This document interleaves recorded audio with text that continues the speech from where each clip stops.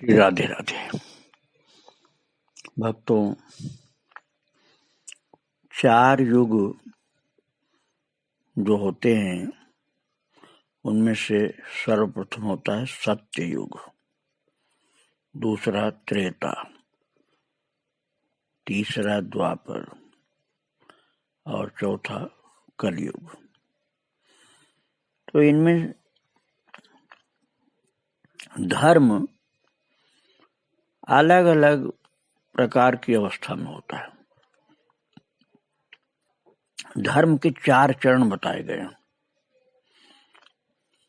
प्रगट 4 पद धर्म के, तुलसीदास जी ने भी लिखा उत्तरकांड में। और भागवत में भी लिखा हुआ है, तपः सत्यम दया शौचम। तपः तपस्या, सत्य, दया और शौच, ये 4 चरण होते हैं। तुलसीदास जी कहते हैं 4 चरण में से कलयुग में एक होता है प्रगट 4 पद धर्म के, कलिमह एक प्रधान, एन केन विधि दीने दान करे कल्याण। कहते हैं चौथा चरण जो है दान है। भागवत में शौच लिखा हुआ, शौच। तपः सत्यम दया शौचम, शौच माने पवित्रता। तो सत्य युग में 4 चरण से धर्म होता है, अर्थात 4 चरण से विराजमान रहता है, कुछ कमी नहीं रहती है। उसमें सत्य की प्रधानता होती है, इसलिए सत्ययुग कहा जाता है। भक्तों, सतयुग का सत्य इतना पूर्ण होता है कि वो मन में भी सत्य, जो मन में जो आ गया वो भी सत्य करना होगा, सपने में भी जो आ गया वो भी सत्य करना होगा। आप लोगों ने सुना होगा कि राजा हरिश्चंद्र ने स्वप्न में अपनी संपूर्ण राज्यश्री का, संपूर्ण राज्य लक्ष्मी का, सब धन संपत्ति, सब कुछ दान किया था विश्वामित्र जी को। सपने में किया था, जागृत में नहीं। लेकिन फिर उसके बाद उनको जागृत में सब देना पड़ा। ऐसा नहीं कि मजबूरी में विवश होकर दुखी होकर दिया। वो था ही ऐसा युग कि सपने में दिया है तो जागृत में दो, क्योंकि सत्य युग था। सपने में या मन से किसी ने पाप कर दिया है तो उसका भी दंड भोगना पड़ता था। जो जमदग्नि महाराज की धर्मपत्नी थी रेणुका, परशुराम जी की माँ, उसके शरीर के द्वारा कोई पाप नहीं हुआ था, केवल मन से पाप हो गया था। और मन से हुए पाप का इतना बड़ा दंड था कि यमदग्नि ने कहा कि इसका सिर काट लो। और महाराज परशुराम ने पिता की आज्ञा से माँ का सिर काट दिया, गर्दन काट दी।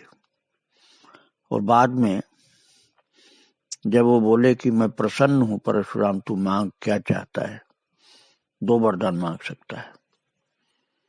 तो उन्होंने यमदग्नि से कहा कि एक वरदान तो ये दीजिए कि मेरी माँ जीवित हो जाए, और दूसरा वरदान ये दीजिए कभी इसको याद ना आवे कि मैंने काटा था। तो दोनों वरदान सिद्ध हुए, पूर्ण हुए, प्राप्त हुए उनको। माँ जिंदा हो गई और कभी उसको याद भी नहीं आया। मेरे कहने का तात्पर्य इतना ही था कि मन से पाप हुआ है तो उसका भी दंड मिलता था, और कलयुग में मन से पाप हो जाए तो दंड नहीं मिलता, मन से पुण्य हो तो बहुत फल मिलता है। कलिकर एक पुनीत प्रतापा, मानस पुण्य होए नहीं पापा। मानसिक पुण्य का फल मिलता है, इसीलिए तो मानसिक सेवा पूजा का इतना महत्व है। मानसिक पाप तो दिन भर लोगों से होते हैं, उसका दंड नहीं मिलता। लेकिन ये जो उसको रोक न लगाया जाए तो शरीर से भी पाप होने लग जाता है। इसलिए मानसिक पाप क्षम्य होने पर भी आगे कल्याणकारी नहीं होता।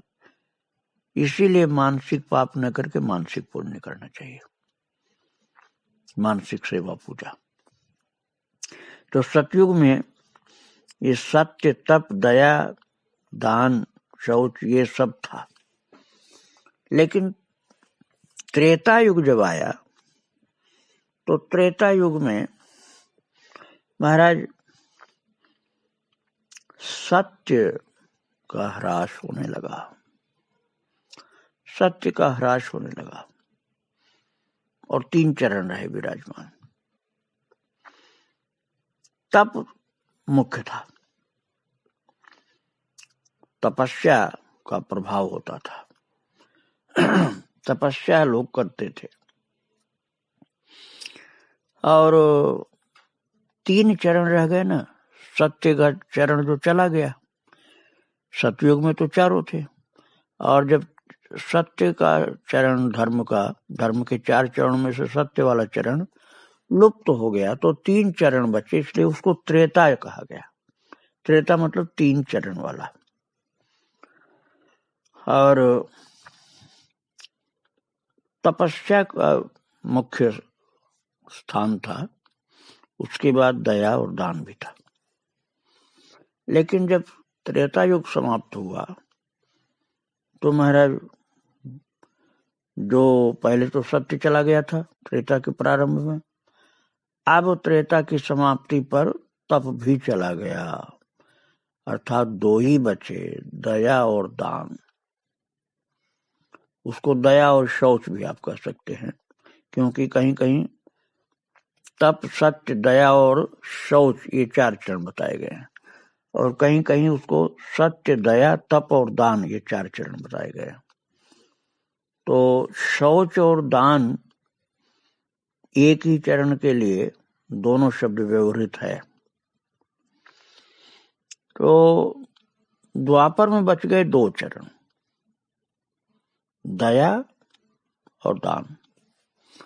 और द्वापर की समाप्ति पर दया नामक जो धर्म का चरण था उसका भी अभाव हो गया, लोग निर्दयी हो गए, सत्य जाने से असत्यभाषी हो गए, तप जाने से तप से हीन हो गए। और द्वापर के अंत में दया का चरण भी चला गया, अर्थात कलयुग जब लगा तो दया वाला चरण भी चला गया और लोग निर्दयी होने लगे, जीवों की हिंसा करने लगे। तो दया तो रही नहीं, निर्दयता आ गई। और अकाल जब बहुत भयंकर पड़ा, 12 वर्ष का अकाल, तो जीव जंतु मरने लगे, और मरते हुए प्राणियों को मनुष्य खाए तो मनुष्यों की बुद्धि दूषित हो गई। इसलिए उन्होंने वेद के मंत्रों में थोड़ा सा गड़बड़ियां कर दी और अर्थ गलत बताए। जैसे वेद का मंत्र अजा पुत्रम बलिम दद्यात, अजा पुत्रम बलिम दद्यात, अजा माने होता बकरी, बकरी के पुत्र को बलि दे दो। बकरी का पुत्र मतलब बकरी का बच्चा, बकरी के बच्चे को बलि दे दो, मार डालो। ये हुआ सीधा अर्थ, लेकिन ये वास्तविक अर्थ नहीं है भक्तों। फिर वास्तविक अर्थ क्या है? आजा माने होता है बकरी, दूसरा अर्थ होता है माया। अजा मतलब माया। अजा पुत्रम बलिम दद्यात का तात्पर्य हुआ माया के पुत्रों को बलि कर दो। माया का पुत्र का तात्पर्य हुआ अधर्म, अवगुण। जितने अधर्म हैं, जितने अवगुण हैं, ये सब माया के पुत्र हैं। अधर्म के तमाम अवगुणों को बलि दे दो, अर्थात उनको मार डालो, उनको खत्म कर दो, तो धर्म बच जाएगा, अधर्म का अवगुण नष्ट हो जाएगा। वेद का आदेश तो यह था कि माया के पुत्रों को अर्थात दुर्गुणों को बलि कर दो, उनको मार डालो। लेकिन ऐसा न करके लोगों ने सीधा अर्थ ले लिया, अजा पुत्रम बलिम दद्यात, अर्थात माया के अर्थ लिया नहीं, बकरी के बच्चों को बलि कर दो, ये अर्थ ले लिया। तो लोगों की बुद्धि जब भ्रष्ट हो गई थी गंदा मरा हुआ जीव खाने से, तो उन्होंने फिर क्या किया कि बकरी तो सीधी होती है, सिंह को कौन बलि करने चाहे, सिंह ही बलि कर देगा, जो सिंह को बलि करने जाएगा सिंह उसकी बलि कर देगा। तो सीधी सादी बकरी के बच्चों को काट करके हवन के नाम पर बकरी के बच्चों को काट करके लोग धर्म का नाम ले करके उनको देवताओं के बहाने से अपना उदर पोषण करने लगे और मांसाहारी हो गए लोग। तो महाराज निर्दयता हो गई। द्वापर की समाप्ति पर कलयुग में निर्दयता, तमाम धर्म का नाम लेकर धर्म के आड़ में यह अधर्म चालू हो गया। इसीलिए भगवान का बुद्धावतार हुआ। उन्होंने कहा कि मैं ऐसे वेद को नहीं मानूंगा जिसमें जीवों की हत्या की जाती है। उन्होंने कहा, पहले तो समझाया गया कि बकरी के पुत्र नहीं माया के पुत्रों की बलि करना है, लेकिन जब लोग नहीं माने तो उन्होंने कहा ऐसे में वेद को मैं नहीं मानता। इसलिए बौद्ध धर्म का प्रचलन हो गया। तो अब सतयुग में तो 4 चरण थे, त्रेता में 3 चरण रह गए, सत्य चला गया, दया तप दान रह गया, और द्वापर में 2 ही चरण रह गए, दया और दान, तप भी चला गया, और द्वापरांत में कलयुग के प्रारंभ में दया भी चली गई, निर्दयी हो गए लोग, और चौथा चरण रह गया जिसको शौच भी कहा जाता है और दान भी कहा जाता है। तो भक्तों, अब आप ये समझिए कि कलयुग में शौच अर्थात पवित्रता, शौच माने होती पवित्रता, तो लोग अब क्या शौचाचार करने लगे। आपको पता है स्नान पवित्रता के लिए स्नान किया जाता है, शरीर की पवित्रता के लिए स्नान किया जाता है, वाणी की पवित्रता के लिए शुद्ध सत्य भाषण, भगवान नाम, भगवान कीर्तन, भक्त चरित्र सब बोलना, ये वाणी की पवित्रता हुई। भगवान का जप करना, भजन करना, मन से भगवान का ध्यान करो तो मन की पवित्रता हो गई। तो तन की पवित्रता के लिए शौच अर्थात स्नान की आवश्यकता थी, लेकिन कलयुग में लोगों ने उस जल के स्नान को भूल करके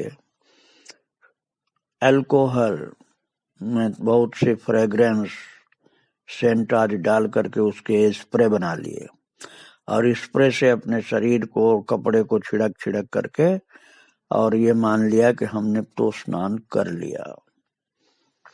तो अब वो शौच भी चला गया। चौथा चरण शौच भी है, दान भी है। तो अब शौच तो चला गया क्योंकि लोग स्नान करना भी भूल गए, अब तो केवल स्प्रे छिड़कते हैं अपने ऊपर।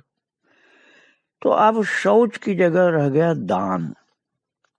दान का तात्पर्य है जो प्रभु ने हमको दिया है उसको सुपात्र को भाव से, श्रद्धा से सेवार्थ प्रदान करना, ये दान हुआ।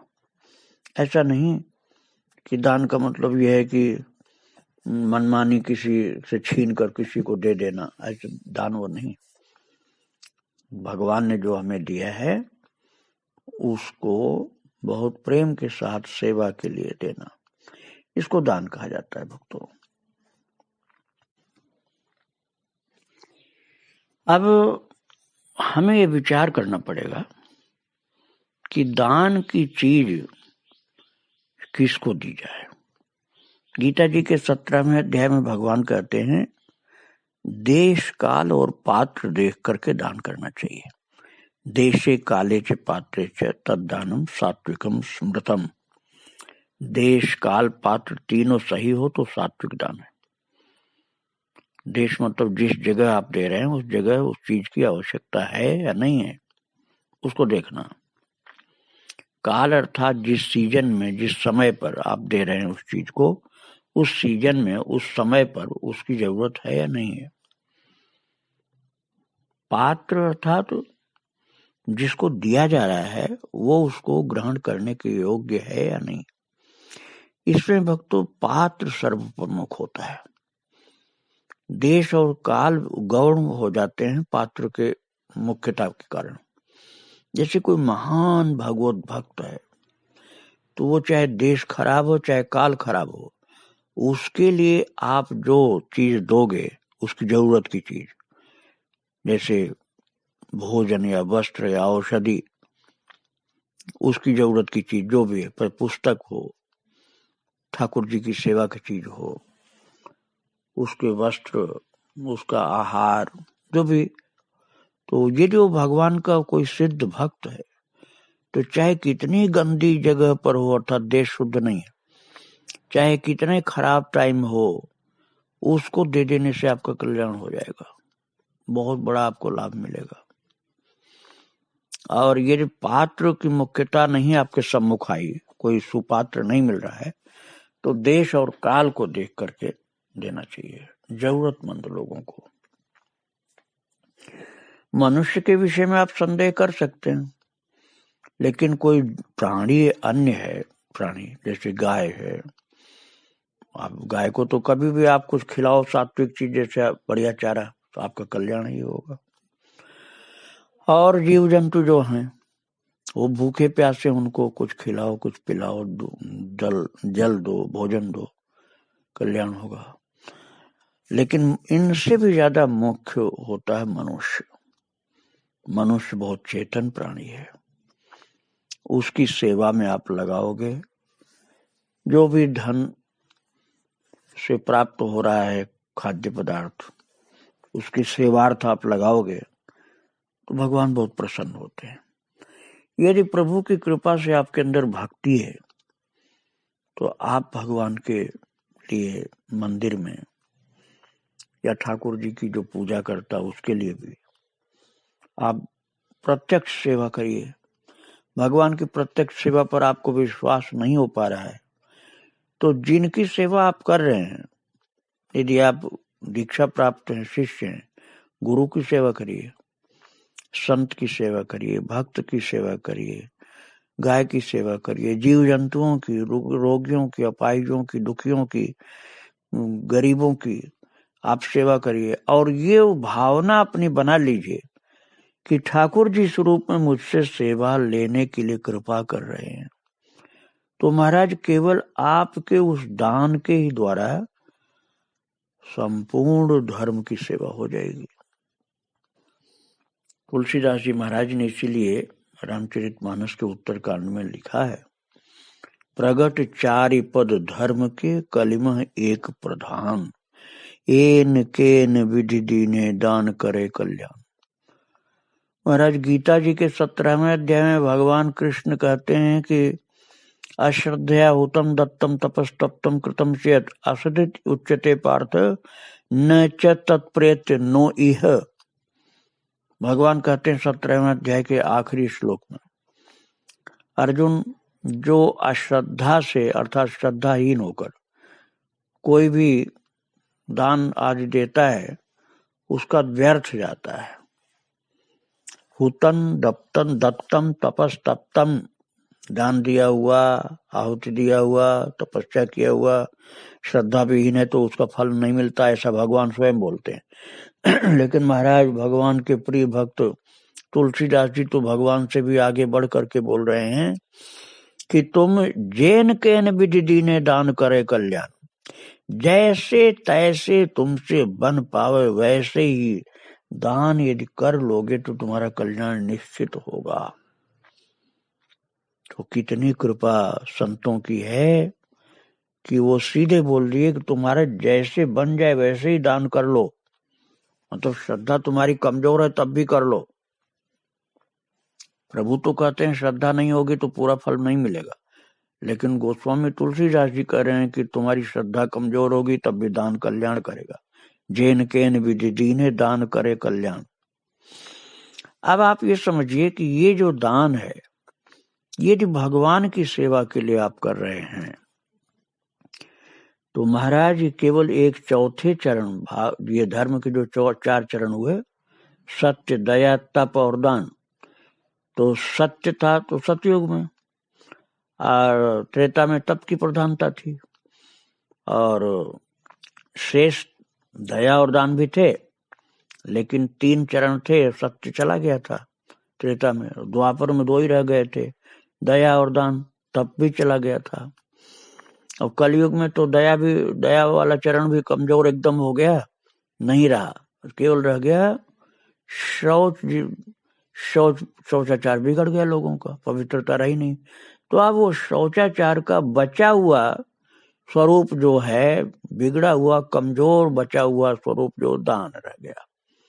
शौच तो रहा ही नहीं, दान रह गया। यदि उस दान को आप भाव से करना शुरू कर दो महाराज, तो उसमें ये शक्ति है कि वो आपके अंदर संपूर्ण धर्म को स्थापित कर देगा। केवल दान करने से आप कहीं अर्थ नहीं निकालने लग जाना कि मैं अपने आश्रम के लिए कर रहा हूं।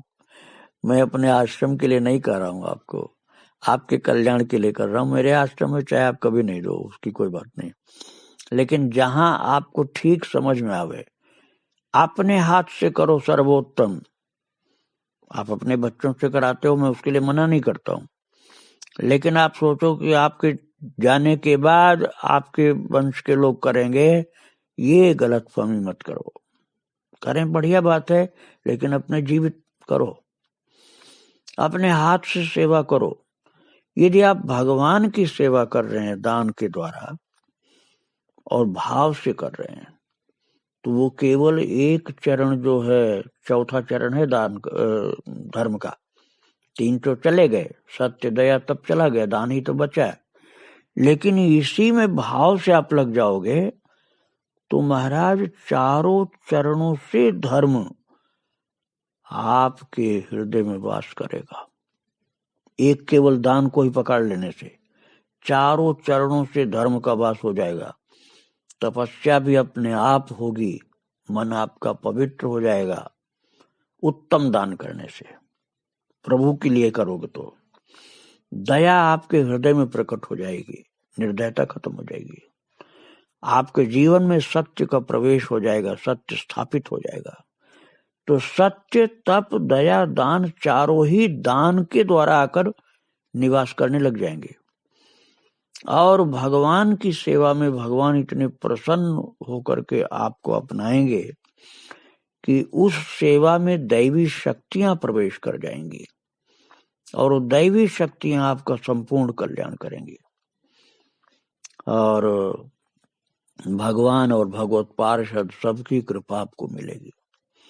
अब आपको समझने के लिए एक मैं छोटी सी कथा सुना रहा हूं। घटना जगन्नाथपुरी की है। जगन्नाथपुरी में महाप्रभु चैतन्य जो भगवान के ही अवतार थे, कृपा करके उस समय निवास कर रहे थे। तो एक दिन वो मंदिर की नाली के तरफ से चल रहे थे, तो देखा कि मंदिर की नाली के पास ज्यों पहुंचे तो नाली में से 4 देवता प्रकट हुए, चारों खड़े और हाथ जोड़ के प्रणाम करने लगे। महाप्रभु जी ने कहा कि आप लोग कौन हैं? तो उन चारों ने कहा कि हम भागवत पार्षद हैं। तो आप लोग यहाँ कैसे? तो उन्होंने कहा कि जगन्नाथ भगवान की सेवा में जो भोग जा रहा था, तो उन प्रभु की सेवा में हमारा भी उपयोग हो जाए, इसलिए हम चारों पार्षद 4 चावल बन करके आए थे। और हम 4 चावल, जो चारों पार्षद 4 चावल बन करके आए प्रभु की थाली में, वो थाली असावधानी बस ले जाते हुए तो 4 चावलों को नाली में गिरा दिया गया, और हम प्रभु की सेवा में जा नहीं पाए, हमें नाली में गिर गए। संपूर्ण प्रसाद तो प्रभु की सेवा में गया, लेकिन हम 4 चावलों को यह नाली में गिरा दिया गया। और इसी दुख से हम दुखी थे कि हम आए भगवत धाम से प्रभु की सेवा के लिए, और हम सेवा में न पहुंचकर नाली में पड़ गए। और अब आपको जब देखा तो हम खड़े होकर के आपसे विनती करते हुए अपनी स्थिति बताने लगे। ये गलती हुई है महाराज पुजारी के द्वारा। तब महाप्रभु चैतन्य जी ने पुजारी को और संतों को, भक्तों को बुला करके ये घटी हुई घटना सुनाई और कहा, देखो भगवान की सेवा में बहुत सावधानी रखनी चाहिए। 4 चावल ठाकुर जी के सेवा के लिए पार्षद 4 चावल के रूप में जो आए थे, आज उनको इस तरह से दुखी कर दिया आप लोगों ने। तो भक्तों, ये घटना तो पूर्ण सत्य है, घटना में कोई संदेह मत करना आप। लेकिन हम लोगों को ये शिक्षा मिल रही है इस घटना के द्वारा कि जो भगवान की सेवा में हम वस्तुएं अर्पित करते हैं उसमें से कोई अंश व्यर्थ नहीं जाना चाहिए। एक भी चावल व्यर्थ करने का मतलब हुआ कि भगवान के प्रसाद का तिरस्कार कर दिया हमने।